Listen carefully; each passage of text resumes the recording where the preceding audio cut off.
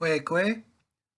This is Stephen Nojiri, and this is part two of the history of espionage, which now that I'm in the part two, maybe I should refine that a little bit and say that this is the history of tradecraft specifically. I have in part one, I've shown how the Chinese classics came to Japan and we can clock them. We can show when and where they were used. And then we can also show when they begin to fall out of favor. And that falling out of favor is due to the collapse of the Chinese version of Japan at the end of the 700s and the rise of a new distinct kind of Japan, which is a Japanese Japan, and concurrently rising with the samurai. And we see that after about 200 years, the 800s, the 900s of this, we start to see traditions forming among the warriors, the samurai warriors, such as the House of Oe and the Genji Yoshie, a nationalistic view of being a warrior, which pushes away the Chinese teachings.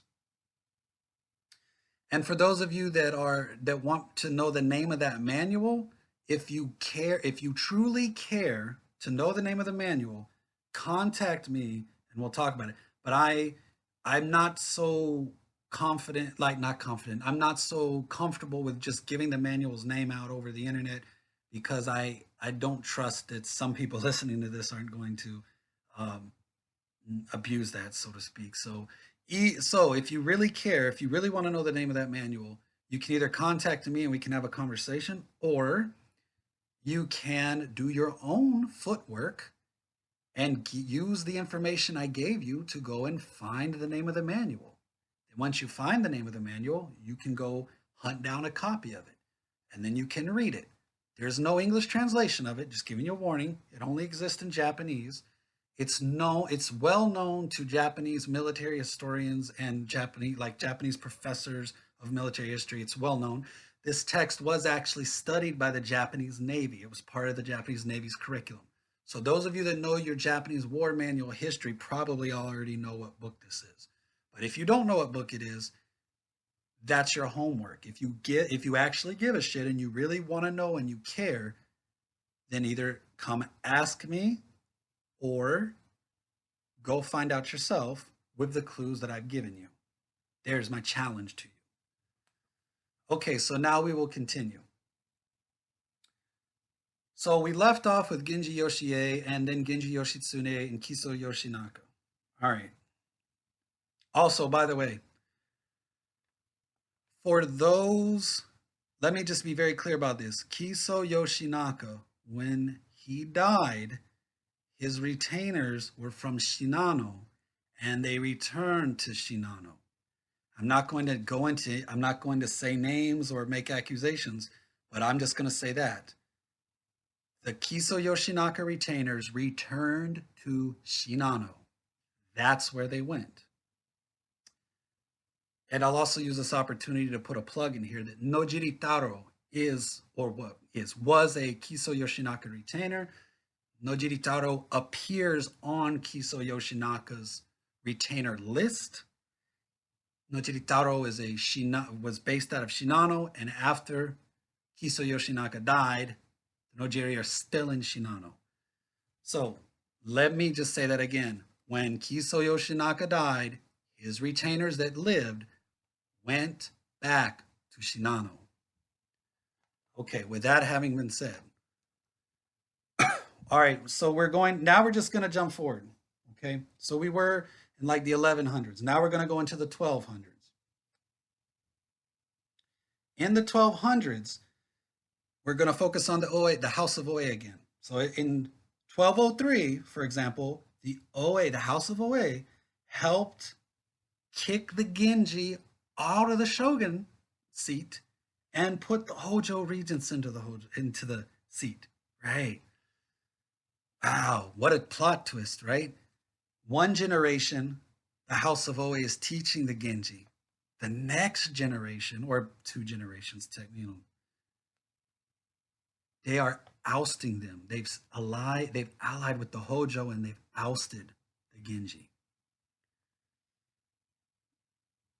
Have you put this together yet? So the thing that you should be thinking is, and again, this is one of those probability things.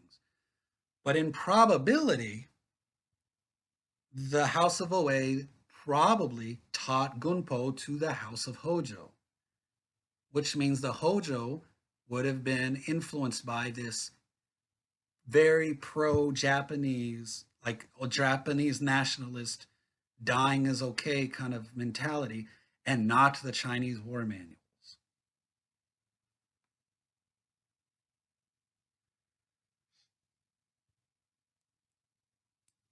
Also, I suppose it's worth saying that the Ashikaga, the House of Ashikaga, descended from that same Genji line, the Genji Yoshie line. That the Ashikaga come from that line. So that's not too horribly big, but one could speculate that the Ashikaga had this same sort of House of Oe Gunpo because Genji Yoshie, the sort of great patron of the clan, so to speak, studied it. Okay, so the now we're but okay, so in 1203, roughly give or take, the House of Oe basically helped the Hojo steal power.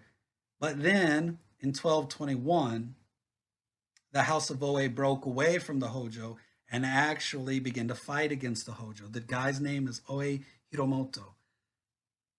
He is defeated, and but they don't kill him. He abdicates his stance, so to speak, which was supporting the emperor that was fighting against the Hojo at the time. You can look this up. This is well recorded history. Don't if you want to know more, look it up yourself. That's be a critical thinker and a proactive person and look this up yourself.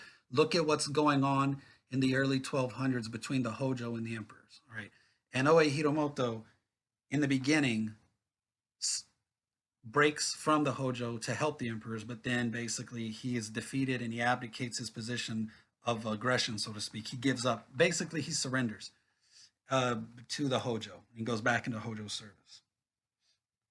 Now, let's jump forward to the 1300s. Okay.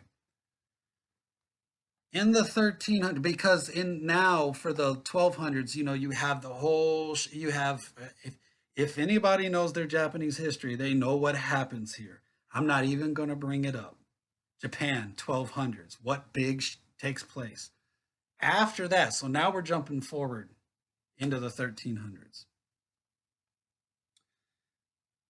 You guys knew I was going to go here. Kusunoki Masashige. Kusunoki Masashige studied under a member of the House of Oe. This particular member of the House of Oe also started a very big and powerful clan, which you may know, called the Mori.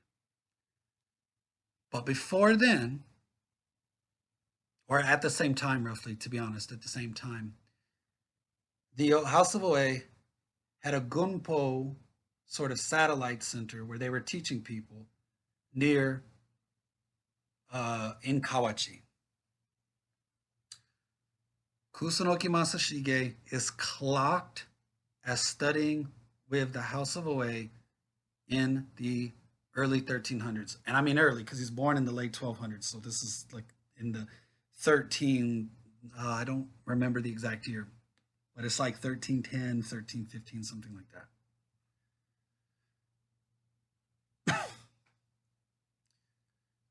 But something very specific happened here. So before we get into that, let me just give a little background about Kusunoki Masashige. Okay, so almost everybody knows Kusunoki Masashige existing because of the Taiheki documents. Okay, and in a previous video I explained that there's no such thing as a single Taiheki. The Taiheki is a collection of documents, could be anywhere from 30 to 40 volumes, and there is no singular definitive version. There's just older versions and younger versions. Every version is a little bit different. This is until you get in the 1600s when you get a mass circulation versions. The mass circulation versions, of course, are wood blocked, so they are all the same. But prior to the 1600s, everything is hand copied and everything and they are different.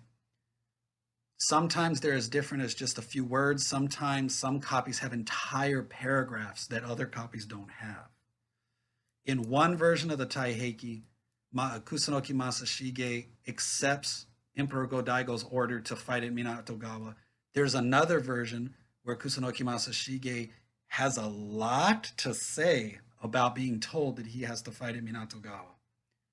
So anyway, the point of the matter is that the Taiheki is more of a type of document, not so much any one particular document.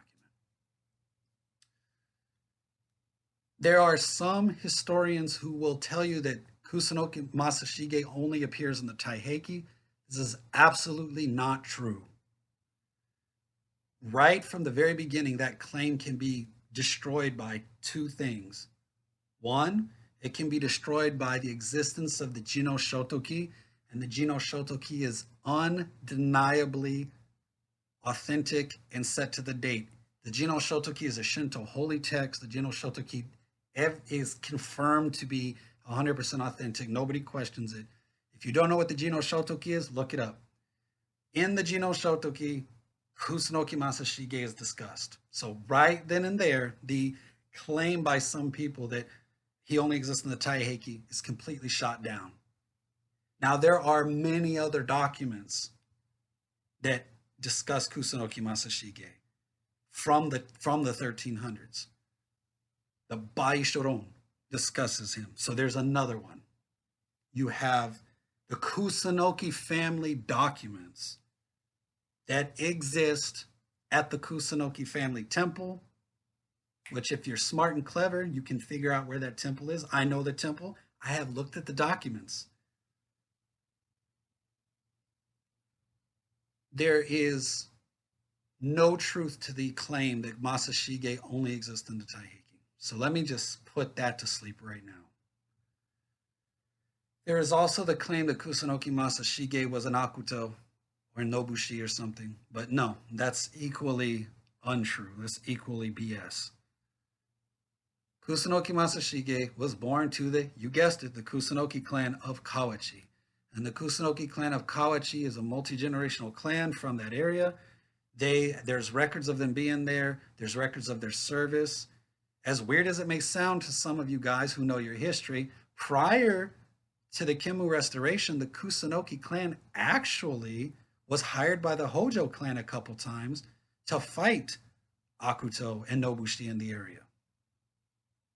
Kusunoki Masashige's first battle takes place in his late teens in the Kawachi area. So,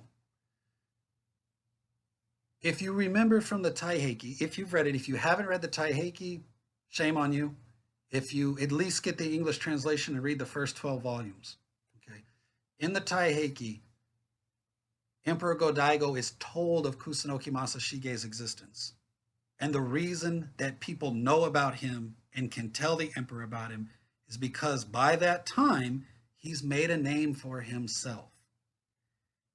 The Taiheki clearly states that he's made a name for himself, and all of the documentation from the time period corroborates that he has many military-esque, warrior successes under his belt by the time he appears in the Taiheki.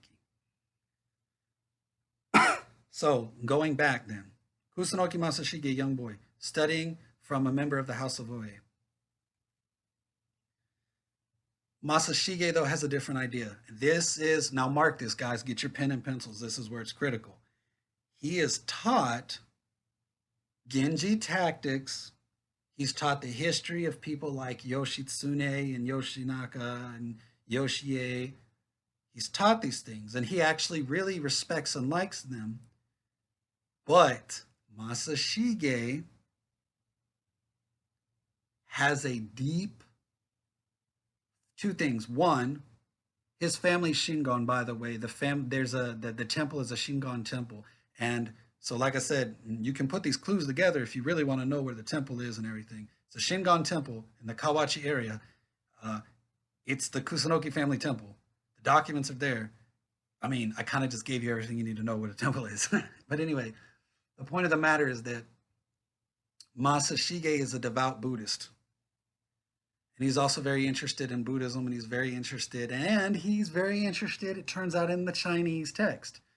The records say that his teacher berates him, actually chastises him, because Masashige shows an interest in the Chinese way of doing things and not the Japanese, quote unquote, the Oe way. So Masashige says that yes, he appreciates and he likes this Genji way, this Japanese way, but that he cannot overlook the effectiveness and the strategy presented in the Chinese text. So then he goes and he procures copies of the Chinese text, because there are copies of these war manuals kept at different places. He locates a temple that has the Chinese war manuals in its archives, pays them money to be able to read them and copy them. So then he mixes his Genji teachings, his House of Oe and the Genji teachings, with his Chinese war manuals. And he comes up with something unique to his brain, so to speak, unique to him. And then he uses it in his very first battle. Without going into too much detail, in his very first battle, he defeats his enemy by, well, no, hold on, sorry. In his very first battle, he almost gets killed. It almost gets killed is wrong. In his very first battle ends up being almost like a one-on-one fight. He's really young at the time. It shouldn't really count as his first battle. He doesn't get killed. He survives, but it's more of a one-on-one kind of thing. In his real first battle, where he's actually like in command, like his coming of age ceremony, all that stuff, blah blah blah blah blah.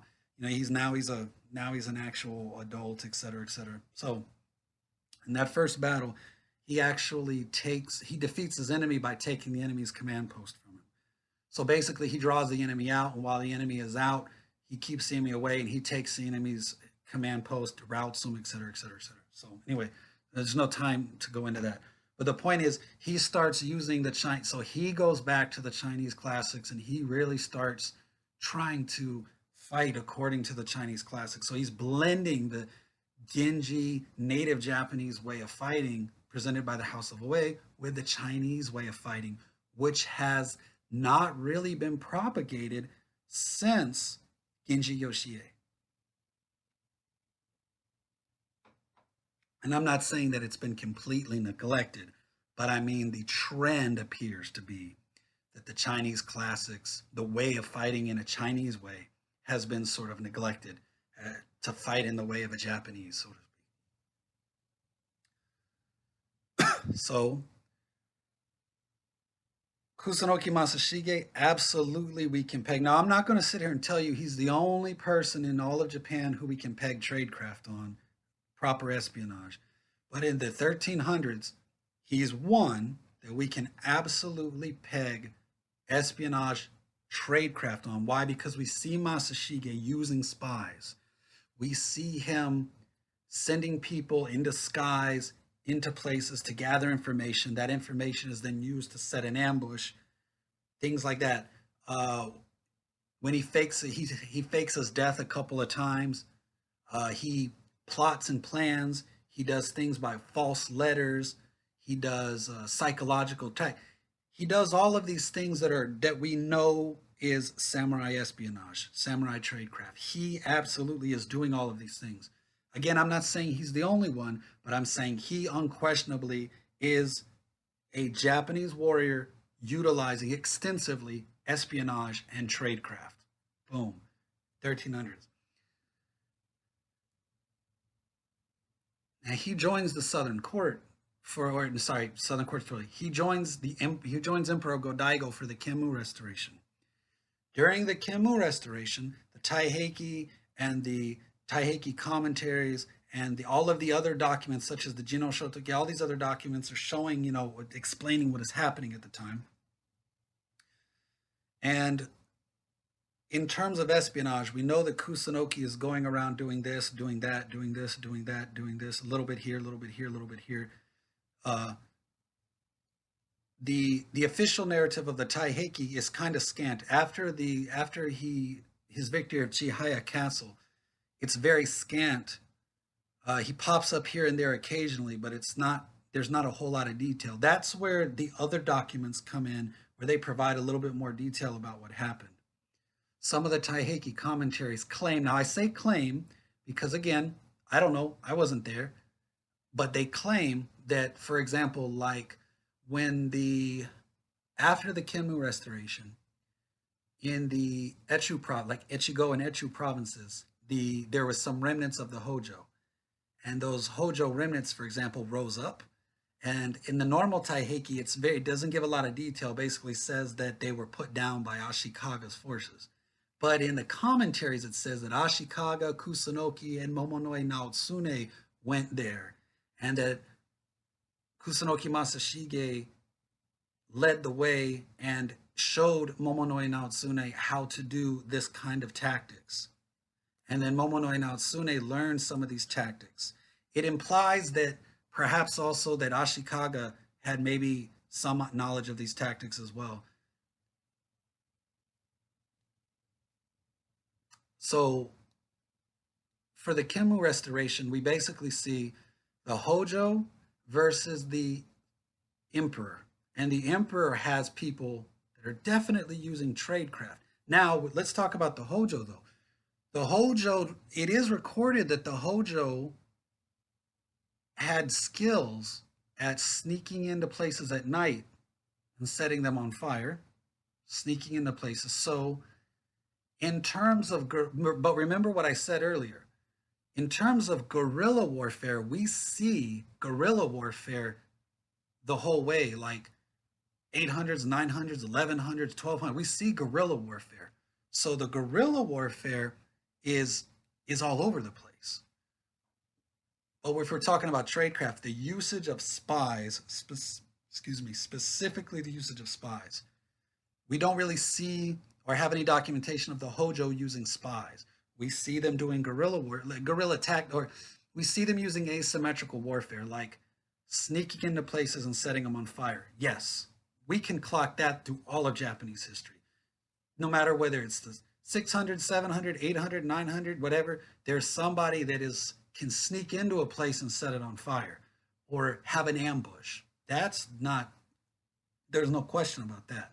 Again, let me reiterate that I'm discussing tradecraft, espionage, spies.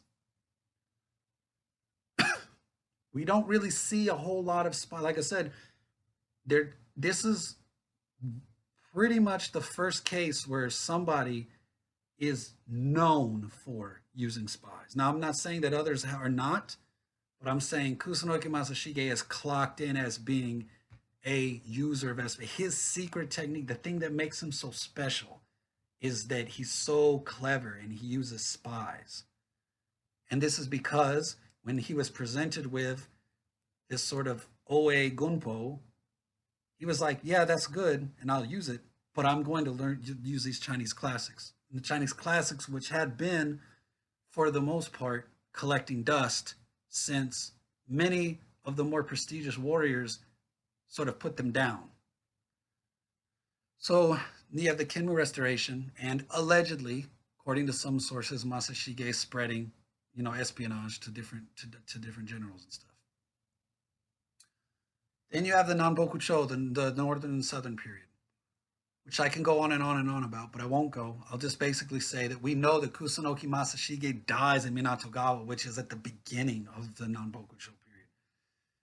So but this is also very important too. So we know that the Oe family have this Gunpo text.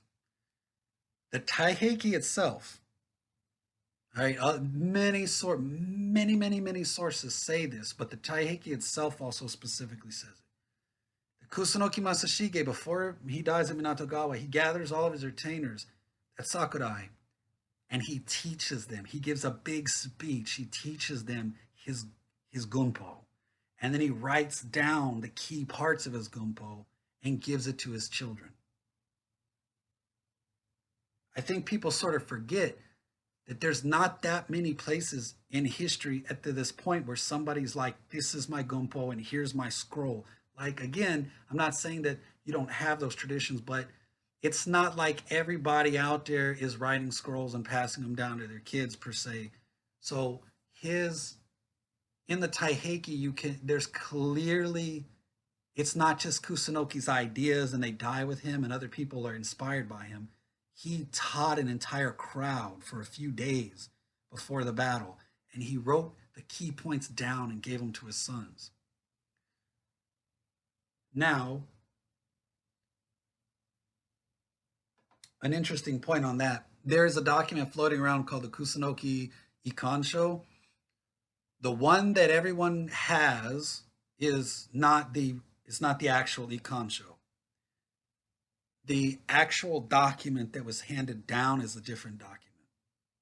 It exists, we got it, but it doesn't. It's I say we meaning me, you, we the world. It's still here. We still have it, but it is not. It is not the one that says the Econ Show. There's a reason that one exists and a reason why it's called the Econ Show. But I'll tell you guys now, that's not the actual Econ Show. The actual text that was handed down. The problem is that in the Taiheki it says that he wrote everything down into one volume and passed it down. So it was one big scroll, so to speak, that was passed down. But the text wasn't called the Econ Show. The text is called something else, and it's very, very. At some point in the future, I'll publish it. But it's definitely like you definitely are like, oh, this is because when you read the one that's called Kusunoki Ikansho, you can be like, this is kind of run of the mill gunpo, like not run of the mill, but I'm just, what I mean? Like, this is, why is this the econ show? It doesn't make sense. And of course, it's not really the econ show because there is no text called the econ show. It was just the Taiki just said that it's a one scroll was passed down, but that one scroll is rather long and it is very, very profound. So Kusunoki teaches his retainers and then he gives these very profound teachings and he passes it down to his sons and he tells some of his retainers to stick around with his sons because pretty much they know they're going to die. Like I said, there's one of the versions of the Taiheki actually has a long there's more material about what Kusunoki actually said at the war meeting with Godaigo and Yoshisada when they told him that he was going to have to fight in Minatogawa. In the normal Taiheki, the mass circulation Taiheki, he just basically says, yes, sir. But in the older versions, there's like extra paragraphs about what happened at that point. But anyway, so Masashige is just at this point, and again, we're going with just the normal Taiheki. We see Masashige uses espionage, uses tradecraft, and here at Sakurai, he is congealing it into a tradition that has just been passed down to his retainers and specifically to his kids. So this is a great place to say it may exist in other places, but we can definitely say that that Bushi tradecraft exists as a tradition here. Now, not ninjutsu. I know some people are probably like getting excited and thinking this is the beginning of Shinobi. This is not the beginning of Shinobi. This is the beginning of the spy and espionage, the espionage of Kusunoki Masashige, the hijitsu of Kusunoki Masashige. But this is way too early to be called ninjutsu. So Kusunoki Masashige's son carried this tradition on. The Nanbokucho Wars rage on. The Southern Court's winning for a while, then they're losing, then they're winning, then they're losing, and then they're winning, and then they're really losing. Anyway, and then they're really winning again. So there's this up, down, up, down, up, down. And it ends ultimately with, well, it doesn't really end actually, but let me officially, according to sort of, if you were to Google it, it would tell you that it ended in the 1390s with a treaty. However, we know from copious historical documents that the war continued into the 1400s. Kusunoki Masanori, so Masashige's son Masanori, continues on to the 1390s, signs the peace treaty. And there is a peace for about 10 years until the Northern Court breaks the peace treaty and that causes the Gonan-sho, or the second Southern Court, to arise. And basically, the war starts over again. This isn't alternative history. This isn't Stephen Ojiri's theory. There is copious amount of historical documentation to support this. So this is important because, you know, the old saying like stupid is as stupid does, or, you know, or if you're looking for espionage, you gotta look for the people doing it. Like, you know, where are the spies? Well, where are the people spying? Right? If you want the noun, you have to look for the verb. In the 1400s, when you're looking for the verb espionage, spying or spying, right? Where are the spies? Where are the assassination plots? Where is the people disguising themselves as someone else? Where are the people having clandestine meetings for political, upheavals? The Southern Court Loyalists in the 1400s are undeniably espionage samurai spies, samurai who are continuing a tradition of espionage started by Kusunoki Masashige. Kusunoki's descendant, direct descendant, Masahide, in the 1400s is leading a espionage campaign against the Ashikaga. They steal the imperial regalia back to the Southern Court. They, through a series of manipulations and secret secret meetings and manipulations and secured betrayals, they cause the assassination of the Ashikaga shogun in the middle of the 1400s. And then ultimately, this pretty much boils into the Onin War. Now, I know immediately people are going to say, oh, the Onin War is about shit between the Yamana and the Hosokawa. And I'm going to say, of course. But now take the time to really deeply investigate the issues between Yamana and Hosokawa, and you just might come to the same theory that I have, that other Japanese historians have, that other Japanese professors who've written books on this have, is that the Onin War may very well be due, in part, to this shadow war between the shogun and the Southern Court Loyalist.